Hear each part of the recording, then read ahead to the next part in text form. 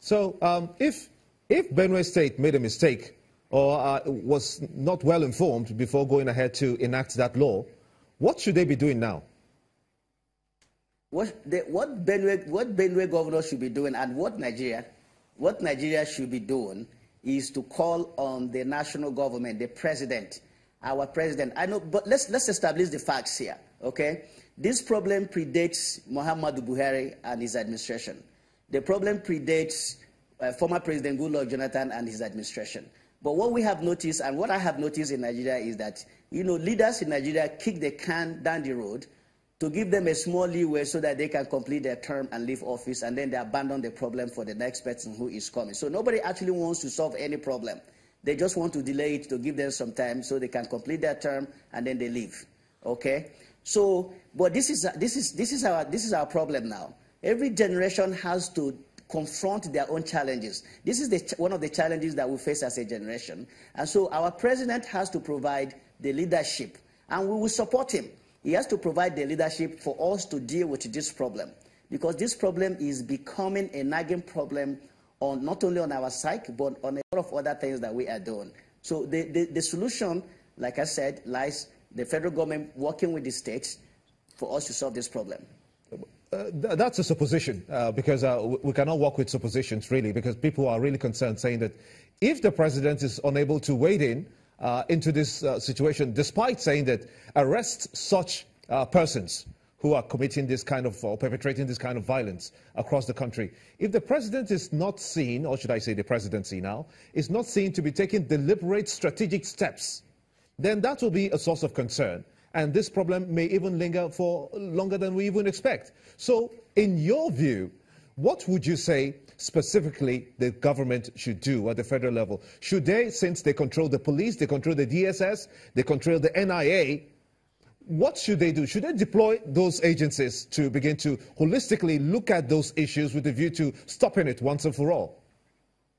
Well, it depends on what solution that you're looking for. If you want an immediate and temporary solution, yeah, that's what has to happen. But if we want to permanently solve the problem, it is much more than, clamping down on cattle herders and all that stuff, okay? 30, 40 years ago, we were not having these problems. Now we're having this problem, so we have to ask ourselves, where did we miss the step? What is it that happened, between 30 years ago and now that has led to this kind of problem? See, this problem is much more complicated. The security solution is a temporary solution. It's not a permanent one. What is a permanent one is we have to find a way to stop animals from moving from point A to point B. And the only way we can achieve that is to have ranches or grazing reserves. And those ranches and grazing reserves, the federal government has to spend money on those. You cannot leave it to the farmers on their own alone, because the cost of beef is going to go over the roof, and ordinary people like you and I can no longer afford them. And our farmers won't be able to export. They won't export to Europe. They will certainly not export to America, because those countries are already subsidizing those products for their own people. So the federal government has to play a part in it. I don't care whether it's a public ranching or private ranching, the federal government has to make investment. That's where the solution lies. It is believed. And let me remind you, if you equally go to the 2014 National Confab report, there's a particular section in that report that comprehensively dealt with this problem. And what I'm saying now is what they have already recommended. There's a huge potential to make a lot of money in this industry, but we have to make the necessary investment to be able to make that money. These people can pay tax. Nothing says that they cannot pay tax. They can pay tax, but the initial investment has to come from the government. Do you believe that these herders are Nigerians? I used to think that they are not Nigerians, right? But with recent development happening in my sister local government area of Onega, Obebe Mandoni local government area in Rivers State, which is a sister local government to my own local government area, or Ajebema local government area in Imo State. So is it foreigners that killed those 20 people in Onega? No, it's not. These are Nigerians killing Nigerians. If there are any foreigners, it's going to be a very, very, very, very minute percentage. Okay? So I don't believe that foreigners are the ones coming into Nigeria and killing Nigerians. Nigerians are the ones killing their fellow Nigerians. Onega, for example, is this someone from Mali or Senegal that went to Omok and killed that number of people that were just coming out of crossover service? Of course, the answer is no. Is that they're Nigerians killing Nigerians. Let me bring you back to Benue State because that's the flashpoint for now. If Benue State, for instance, has that anti-open grazing law in place, and Taraba State, for instance, is also looking towards enacting that same kind of law, and you're having flashes and killings in Benue now. On the other hand, Nasarawa State, and all of them are just like, you could consider them as a cluster states. Nasarawa State on his own says that, no, we're not going to go the way of anti-open grazing.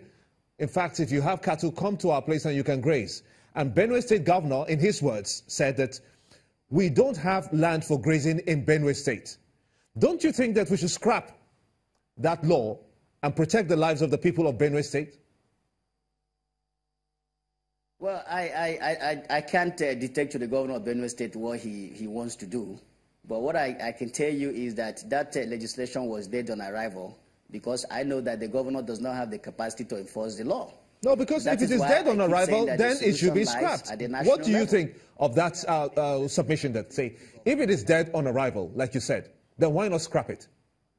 And then you have another governor in Nasarawa State that say, look, I don't want to go the route of legislation. So what you need is a uniform solution and a practical solution that works. And that only solution can come from the central government. You cannot have states working individually and separately and then they're able to solve that problem. It's not going to work because the governors are not going to cooperate with each other, especially when they have differences in politics. There are differences in religion and ethnicity, which are part of the factors and problems that we face in this country.